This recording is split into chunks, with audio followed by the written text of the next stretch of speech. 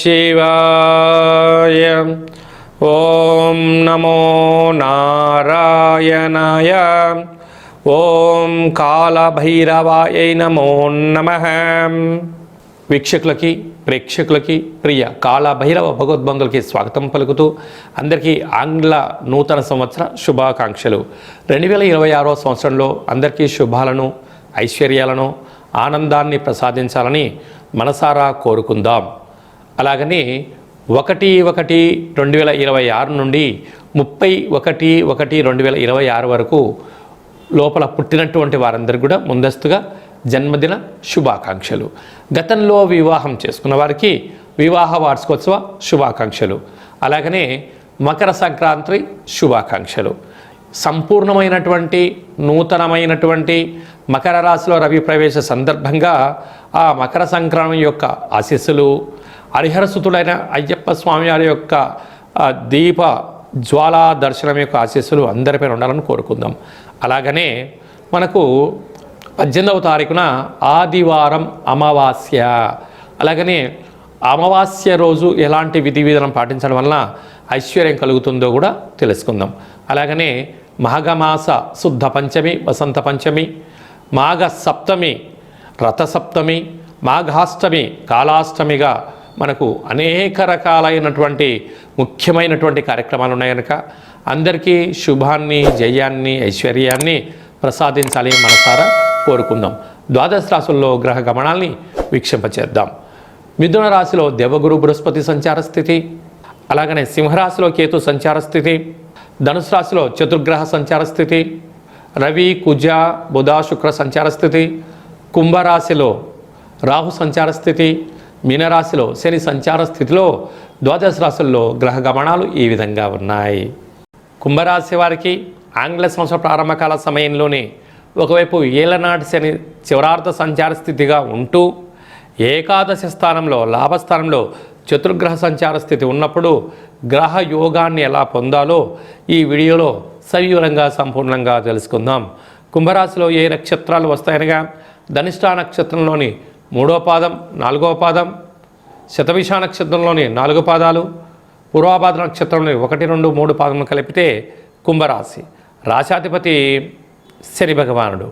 రాశిలోనే రాహు, 2వ స్థానంలో శని సంచార స్థితి ఉండడం వలన అసలే ఇది శీతాకాలం అవ్వడం వలన చల్లటి ఆహారాలకు దూరంగా ఉండాలి, గోరువెచ్చని పదార్థాలు స్వీకరించాలి, వీలైనంత వరకు మంచులో ప్రయాణం చేయకూడదు, పూర్ణిమ తిథి యందున అసలే నీటి ప్రయాణం చేయొద్దు అని చెప్పి జ్యోతిర్విజ్ఞానం తెలియజేస్తుంది. పంచమ స్థానంలో గురు సంచార స్థితి ఉండడం వలన వివాహం కాని వారికి వివాహము, ప్రయత్నం కలిసి రావడం, ప్రేమికుల మధ్య అన్యూన్యత ఉండడం, వివాహమైన దంపతులకు పుత్రాపుత్రిగా సంతాన యోగము, అదృష్టకరమైన జీవన విధానంలో మీ యొక్క ఆనందానికి అవధులు ఉండవు అని చెప్పి కూడా గమనించాలి.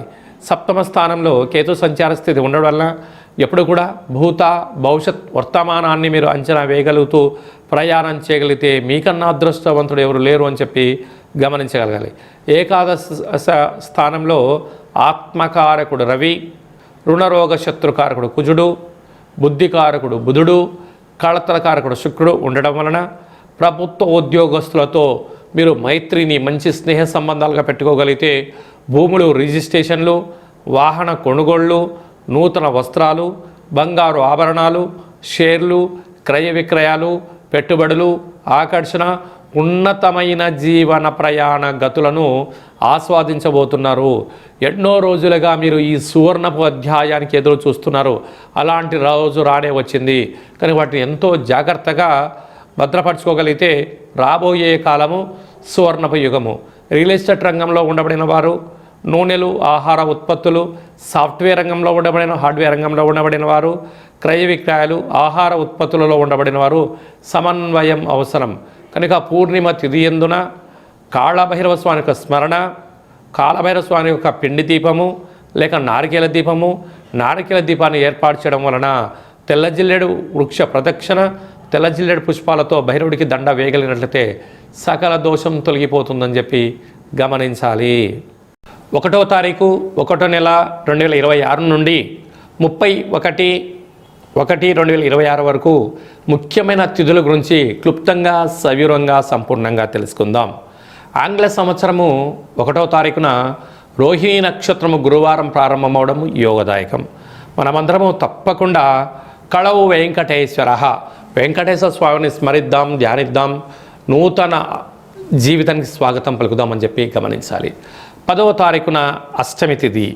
తప్పకుండా కాళభైరవ స్వామి యొక్క దీపం వలన ఐశ్వర్యం, ఆనందం కలుగుతుందని చెప్పి గమనించాలి. 14వ తారీఖున మకర సంక్రాంతి, అంటే 14 భోగి, 15 పండగ, 16 కనుమ. కనుక చిన్నపిల్లలకు పుష్పాలు, అలాగనే రూపాయి బిళ్ళలు, రేగు పండ్లతో భోగి కార్యక్రమాలు చేసుకోవడం, అలాగనే హరిదాసులకు యథాశక్తిగా దానం చేయడం, అలాగనే మకర సంక్రమణం రోజున తప్పక సూర్యనారాయణ స్వామి యొక్క దర్శనం, మంగళ స్నానం అదృష్టం కలిగిస్తుందని చెప్పి గమనించాలి. 18వ తారీఖున నూతన ఆంగ్ల సంవత్సర ప్రారంభకాల సమయంలోనే ఆదివారం అమావాస్య రావడం వలన చాలా యోగదాయకం. కనుక దగ్గరగా తెల్ల జిల్లేడు వృక్షం దగ్గర దీపం పెట్టడం, పరిస్థితులు అనుకూలించినట్లయితే తెల్ల జిల్లేడు వేరును తీసుకొచ్చి సింధూరం పోసి ఇంట్లో ఉంచుకున్నట్లయితే మనకు, మన కుటుంబాలకు రాజయోగం కలుగుతుంది.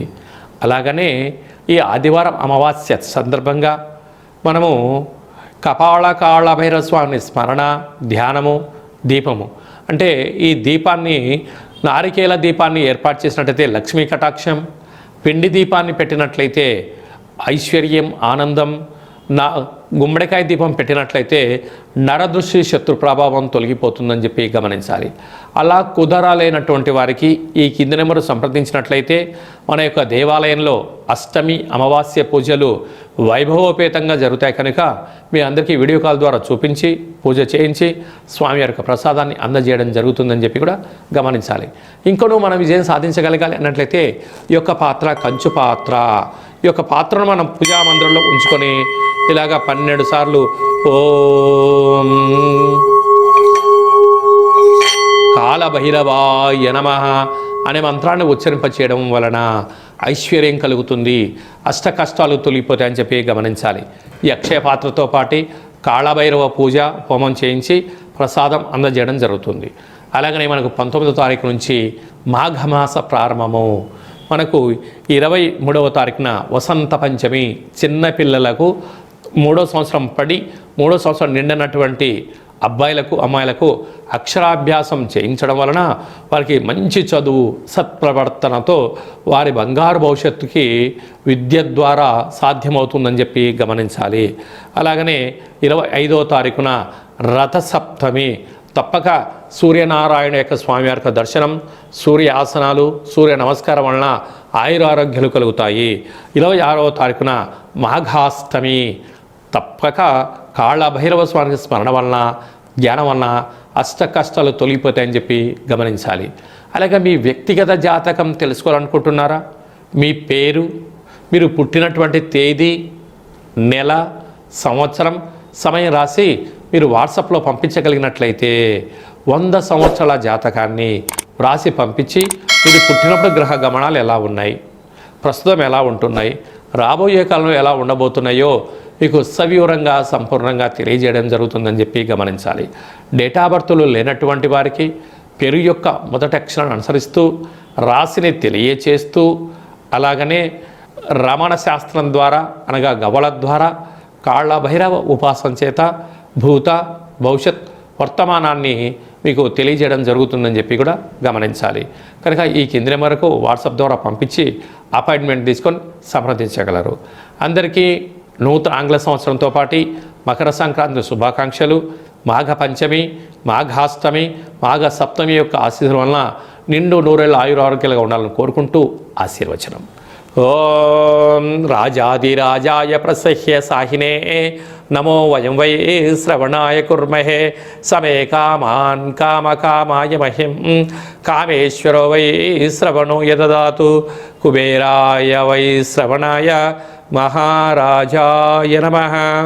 దీర్ఘాయుష్మాన్ భవ. ఈ వీడియో మీకు నచ్చినట్లయితే లైక్ చేయండి, షేర్ చేయండి, మా ఛానల్ని సబ్స్క్రైబ్ చేసుకోండి. ఆల్ అనే బటన్ని కూడా తెలియచేయండి, గంట సింబల్ కూడా తెలియచేయండి.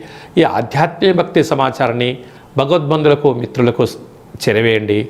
హిందూ ధర్మాన్ని కాపాడండి.